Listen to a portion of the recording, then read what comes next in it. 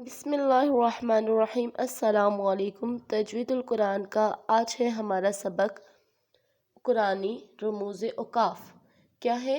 यानी कि कुरान पाक में जब हम पढ़ते हैं तिलावत के दौरान तो आयत के दरमियान में या एंड पे ये क्या है अलामतें आती हैं।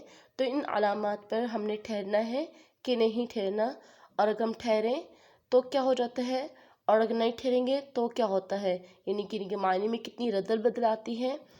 तो यहाँ पर हमें इस चीज़ का इल्म होना ज़रूरी है कि किस अलामत पर ठहरना है और किस अलामत पर नहीं ठहरना।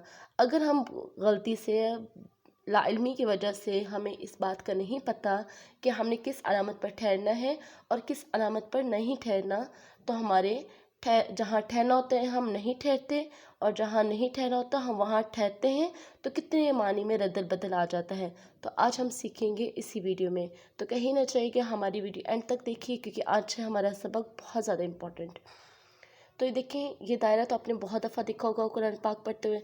तो ये दायरा जो होता है जहाँ बात मुकम्मल होती है वहाँ छोटा सा दायरा लिखा जाता है। जैसे कि हम उर्दू की बात जब लिखते हैं तब हम क्या करते हैं, ये वाला साइन लगाते हैं।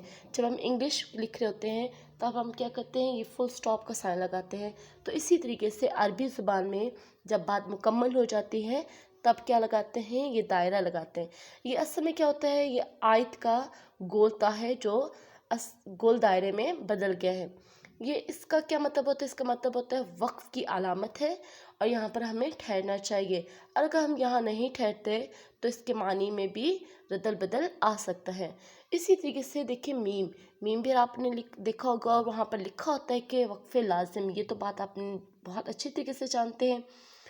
तो इस पर ज़रूर ठहरना चाहिए। अगर हम यहाँ नहीं ठहरेंगे तो मानी और मफ़हूम में गलती का इम्कान हो जाता है। ठीक है, इसी तरीके से देखिए दुआ जो है ये वक्फ़े मुतल्लिक़ की अलामत है, इस पर भी ठहरना चाहिए। और इसी तरीके से देखें क़फ़, तो इस पर भी ठहरना चाहिए क्योंकि इसके मानी है ठहर जाओ, यानी कि बात मुकम्मल हो गई है, ठहर जाओ तब अगली बात करो। इसी तरीके से देखिए काफ लाम बढ़ के ले, इस ये अलामत लगी होती है कहीं दफ़ा, ये अलवक्फ़ुल ओला का इख्तिसार है, इस पर भी ज़रूर ठहरना चाहिए।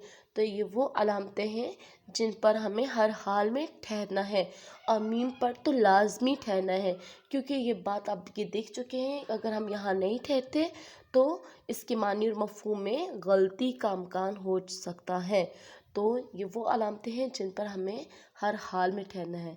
अब हम देखेंगे वो अलामतें जिन पर हम ठहरते हैं तो भी ठीक है और जिन पर नहीं ठहरते तो भी ठीक है, और इसके साथ साथ हम वो भी अलामतें देखेंगे यानी कि जिन पर हमें हर हाल में नहीं ठहरना होता।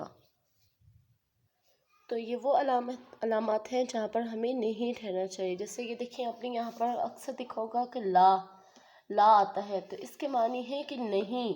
ला का मतलब होता है अरबी में नहीं, यानी कि यहाँ पर नहीं ठहरना। और अगर ये आयत के दरमियान में आ जाए तो नहीं ठहरना, और अगर ये दायरे के ऊपर ला आ जाए तो फिर जो है हमारे लिए जायज़ है कि हम ठहर सकते हैं, तो भी हमारी मर्ज़ी है। अगर नहीं ठहरना चाहते तो भी हमारी मर्ज़ी, क्योंकि यहाँ पर हमें दो अलामतें दी हुई हैं। ला का मतलब है नहीं, कि हम नहीं ठहरे, ना ठहरे। इसी तरीके से दायरे का मतलब है ठहर जाए, यहाँ पर ठहर है और यहाँ पर है ना ठहरे। ठीक है, तो यहाँ पर हम दोनों में से किसी एक को सिलेक्ट कर सकते हैं। हम ठहरें तो भी ठीक है, नहीं ठहरेंगे तो भी ठीक है।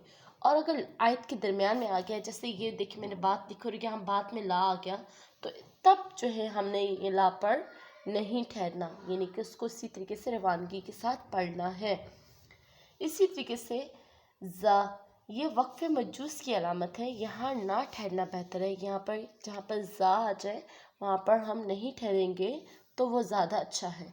इसी तरीके से सोल्ले, यानी कि स्वात लामबड़ के लिए सोल्ले अगर आ गए तो ये अलवसलु अव्वला का इख्तिसार है, यहाँ पर मिला कर पढ़ना बेहतर है, यानी कि यहाँ पर भी नहीं ठहरना चाहिए। तो इसका मतलब है कि ला पर भी नहीं ठहरना, ज़ा पर भी नहीं ठहरना, सोल्ले पर भी नहीं ठहरना। इसी तरीके से क़ाफ जो है क़ील अलैहि अलवक्फ़ का खुलासा है, यहाँ ठहरना नहीं चाहिए। तो इसका मतलब है यानी कि हमें इन चारों अलामत पर नहीं ठहरना चाहिए। इसी तरीके से देखें स्वाद पर है, ये वक्फ़े मरकज़ की अलामत है, यहाँ मिलाकर पढ़ना चाहिए। अगर बवक्त ज़रूरत हमें पड़ जाए ठहरना है तो हम यहाँ पर स्वाद पर ठहर सकते हैं।